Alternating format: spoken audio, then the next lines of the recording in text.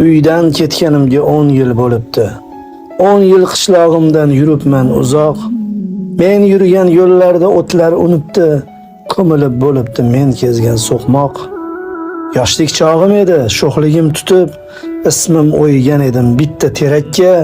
Bu ham jarohatday ketibdi bitib, u ham yuksalibdi mensiz yuksakka.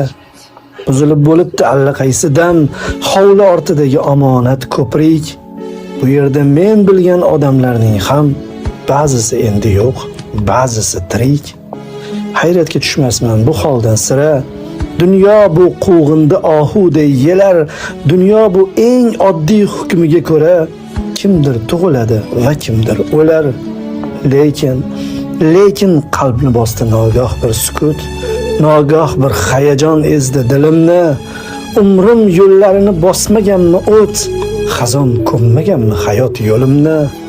Ko'ksidan nomimni beshafqat battar o'chirgani kabi oqbadan terak. Bag'riga ismimni yozgan bo'lsam gar, o'chirmadimikan birorta yurak? Yoshligim behuda o'tmadimikan? Go'zal tuyg'ularim bormikan tirik?